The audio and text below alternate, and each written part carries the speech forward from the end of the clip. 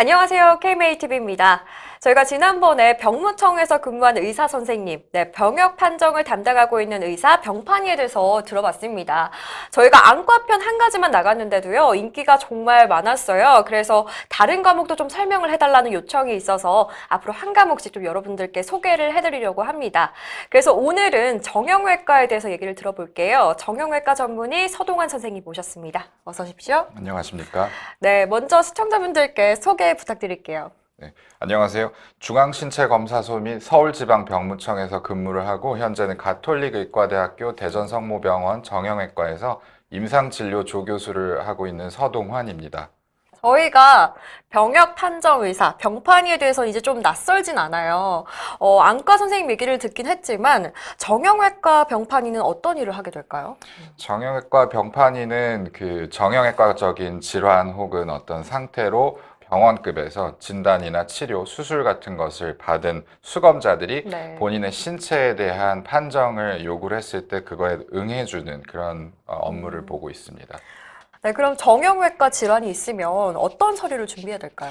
기본적으로 병무용 진단서가 있어야 되고요. 그다음에 뭐 어떤 신체 상태가 발병한 원인을 설명해 줄 수 있는 발병경위서가 필요합니다. 네. 네, 선생님 그러면 흔히 볼 수 있는 질환들은 어떤 게 있을까요? 일단 정형외과 그 질환 중에 국방부에서 판정 대상으로 네. 삼고 있는 게 56가지인데요. 그 중에서 가장 흔한 거는 일단 빈도수로 따졌을 네. 때 평발, 그리고 척추측만증. 네. 이 두 가지에 대해서 수검자들이 굉장히 많이 판정을 받기를 원하고, 그다음에 이제 젊은 남자들이니까 그 스포츠 외상 같은 게 흔합니다. 네. 뭐 어깨 탈골 때문에 발생한 뭐 방카르트라는 병변이 있거든요. 네. 그래서 그거에 대해서 수술한 후의 상태라든지 뭐 아니면은 인대나 건 같은 게 네. 끊어져서 접합 수술을 하는 경우 그런 게 가장 흔하다고 볼 수 있죠. 네. 50가지가 넘으니까 굉장히 많이 있는데요. 네. 일단은 방금 말씀하셨던 게 평발을 많이 원한다는 얘기를 하셨어요. 일단 네. 기피를 하고 싶어서 이렇게 일부러 고의로 하는 경우도 있는 거죠. 그런 경우도 있고 뭐 사실은 본인의 발에 대해서 평소에 생각을 하고 있던 거를 이제 네. 그 군대 가기 직전에 아. 불안한 마음에 처음으로 얘기하게 되는 거죠. 그러면 말씀하신 거 하나씩 좀 구체적으로 살펴보죠. 네. 평발 어떻게 좀 기준이 돼 있을까요? 전문 용어로 얘기하면 이제 평평족인데 네. 이제 발바닥의 이 아치가 다른 일반인들보다 더 낮은 경우. 네. 근데 이제 그 기준이 의학적인 것과 국방부에서 정하는 게 조금씩 다르기는 한데 병무청에서는 여기 나와 있는 게 체중 부하 시 단순 방사선 측면 사진상 네. 거골하고 제1중족골 사이의 각도가 6도를 초과하고 15도 미만이고 뭐 이런 게 있어요. 네, 그래서 굉장히 어려운데요. 네, 이게 전문적인 네, 거라서 일반인들은 뭐 그 일부러 그런 걸 측정할 이유도 없고 네, 뭐 그런 보통 건데. 왜냐하면 너는 평발이야 뭐 이런 얘기를 하잖아요. 예. 그래서 난 평발인가 이렇게 생각을 할 수 있을 것 같은데요. 근데 보통 이제 수검자들이 주장을 하는 게 우리 엄마가 나 평발이라 그랬다. 항상 신발을 좀 남들보다 네. 큰 사이즈를 신었어야 됐고 뭐 이런 얘기를 하는데 실제로 각도를 재보면 그렇지 않은 경우가 거의 대부분입니다. 문제적인 어떤 병적인 상태의 평발인 경우는 거의 없고요. 네. 각도를 측정을 해서 수검자한테 당신은 평발이 아닙니다. 이렇게 얘기를 해주면 네. 굉장히 실망들을 하지. 네, 일부러 좀 각도를 어떻게 해보려고 하는 그런 시도는 없을까요? 젊은 친구들이고 군대 간다고 하니까 겁이 나서 네. 그 체중을 발 앞쪽에 실어서 이렇게 아치를 조금 더 낮추려고 하는 시도들을 좀 하죠. 네. 근데 모두 다 그런 걸 이제 모니터링을 하고 네.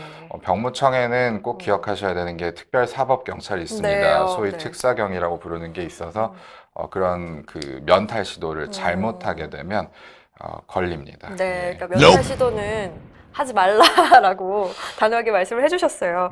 그럼 뭐 말씀하신 척추측만증 얘기도 해보죠. 예, 척추측만증 같은 경우는 이제 그 현대인들이 갖고 있는 허리 문제 네, 중에 하나라고 맞아요. 볼 수 있는데 척추가 갖고 있는 이 각도, 요거를 콥스시 측정각이라고 하는 네. 특정한 방법으로 측정했을 때 일정 각도가 넘게 되면 네. 그때 척추측만증으로 진단을 합니다. 근데 이것도 그 의학적인 기준이라기보다는 국방부에서 매해 이제 군사 수요가 있거든요. 네. 예, 올해는 현역병이 몇 명이 필요하다. 이런 게 있는데 이거에 따라서 그 각도가 변해요. 매해 변하는 경우도 네. 있고 몇 년 텀을 두고 변하는 경우도 있고. 그러니까 기준을 알아야 되는 게 내가 병원에서 척추 측만증을 진단받았다고 하더라도 네. 그게 국방부에서 인정하는 아, 기준은 아닐 수가 네. 있어요. 그래서 그 점을 잘 알고 병무청 수검을 받으셔야 네. 실망을 안 하실 수 있습니다. 네, 척추 측만증 있으신 분들은 병무청 기준이 어떤지 정확하게 파악을 하셔야 될 것 같네요. 네. 척추 측만증 얘기가 나와서 말인데 그 허리 디스크랑은 또 다를까요? 허리 디스크도 좀 병역 판정 기준이 될 수 있다고 들었거든요. 네, 맞습니다. 척추 디스크 같은 경우는 젊은 친구들도 많이 갖고 있는 네. 그런 문제일 수도 있고 한데 판정 자체는 일단 정형외과가 아닌 신경외과에서 판정을 하게 네. 되고요. 그리고 문제가 만약에 있어서 병역에 어떤 영향을 줄 수 있을 정도가 되려면 신경을 굉장히 많이 압박해서 이미 병원에 다니면서 그걸로 인해서 어떤 특정 치료를 받았었어야 인정을 받습니다. 네. 그러니까 1, 2, 3급이 현역이라고 알고 있는데 네. 생각보다 4급 이상 받는 게 그렇게 어렵군요. 쉽지는 않습니다. 또 어떤 질환이 있을까요?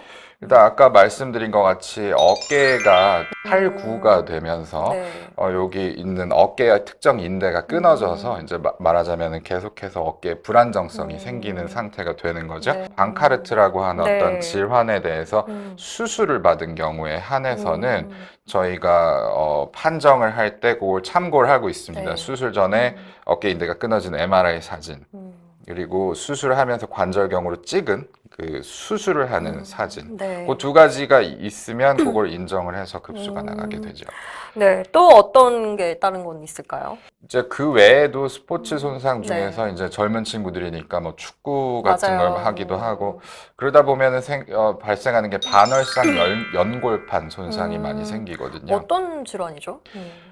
반월상 연골판이라 해서 반달 모양의 연골판입니다. 네. 이게 찢어지는 건데요. 예. 아, 그 찢어지는 상태로 수술적인 네. 치료를 할 수도 있고 그냥 찢어진 양상에 따라서는 수술적인 치료를 안 하기도 하는데 네.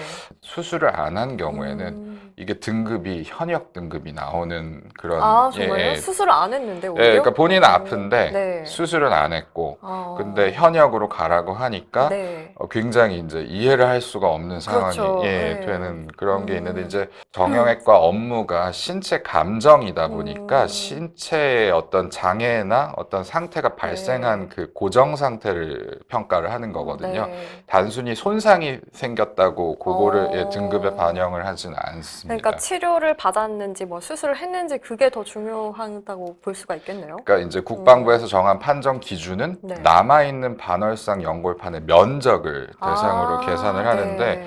뭐 찢어진 거는 면적이 그대로니까 그렇죠. 이런 치료를 문제가 받지 있습니다. 않아도. 예. 그러면 현역으로 그냥 가게 되는 거예요? 그렇죠. 이게 보통은 빠지 할 수 어떻게 없어요? 네. 되냐면 이제 아프니까 현역 등급을 받았는데 네. 난 이대로 군대를 갈 수가 그렇죠. 없다고 해서 보통은 수술을 받고 오죠. 이제 치료를 그럼 받겠다고 네. 해서 등급 보류 상태로 전환이 된 그렇게 다음에 넘어가고. 병원에서 치료를 받고 보통은 군대에 가게 됩니다. 네. 또 제가 한 가지 궁금한 건 또 주변에서 듣기로는 이 손가락이 잘 안 구부려져도 현역을 안 했다. 이런 네. 얘기도 들었거든요. 진짠가요? 예, 그런 경우들이 있죠. 그러니까 어. 손가락에 대해서는 제가 네. 오늘 준비를 해오진 않았는데 네. 그 각도가 있거든요. 네. 특정 각도들이. 그래서 어떤 특정 각도 이상 이 운동 범위가 제한이 된다고 하면 네. 아무래도 군 생활을 하기가 어려우니까 그렇죠. 등급을 총을 못 쏜다. 뭐 이렇게 생각을 했어요. 저희는. 네, 그것도 역시. 근데 이제 네. 그 고의로 안 구부러진다고 하는 경우도 있기 때문에 네. 그런 경우에는 왜 안 구부러지는지, 무슨 그 외상 후의 후유증인지 네. 아니면 선천적인 것인지 진단서가 있어야 됩니다. 네. 발병경위서 같은 거요.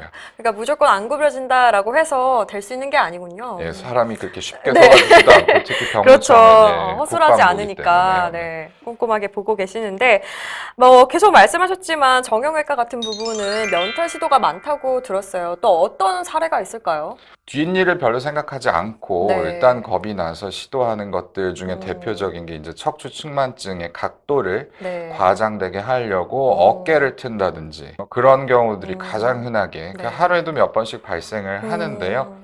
아까 말씀드렸다시피 그 특별사법경찰이 네. 항상 모니터링을 하고 네, 있기 주시하고 때문에 있다고 합니다. 예, 될 일이 아닙니다. 네. 예. 그리고 손가락 절단 뭐 이런 사례도 있다고 들었습니다. 그거는 아마도 뉴스에서 가끔 그런 것들 음. 나오는 거 보신 적 있으실 텐데 네. 손가락을 절단을 고의로 하지 않았다는 거를 증명할 만한 네. 어떤 뭐 응급실 기록이라든지 어. 발병 경위서 같은 게 네. 꼭 첨부되어야 인정을 받을 수가 있습니다. 네. 오늘 여러 가지 기준에 대해서 들어봤는데요. 선생님, 마지막으로 입대 앞둔 분들께 당부할 말씀이 있으실까요? 뭐 사실 뻔한 얘기긴 한데요. 남성들이라면 모두 거쳐야 되는 과정이지만 그 처음 경험할 때는 병무청 특히 처음 왔을 때 그게 어떤 과정을 거치는 것인지 이 병무청이 무슨 일을 하는 건지를 잘 모르기 때문에 그 무슨 뭐 어떤 질환이 있어서 뭐 어떤 수술을 받은 기록을 떼와야 된다 이런 세세한 기준을 아는 것도 중요하지만 결국은 이게 신체 감정이라는 특수한 과정을 거치는 그 상황이고 병무청의 기준은 병원과 많이 다를 수 있다. 국방부 조직이다라는 거를 미리 좀 알고 가시면 도움이 될 것 같습니다. 네, 선생님, 오늘 좋은 말씀 고맙습니다. 감사합니다. 네, 오늘 정형외과 전문의 서동환 선생님과 함께 얘기를 나눠봤습니다. 군입대 앞둔 분들께는 정말 귀한 정보가 아닐까 싶어요. 정형외과 부분에서도 정말 참고할 부분들이 많았는데요. 여러분들께 좀 도움이 됐으면 하는 바람입니다. 저희 병무청 시리즈는 앞으로도 계속해서 준비를 할 테니까요. 많이 시청해 주시면 좋겠습니다. 오늘도 봐주셔서 고맙습니다.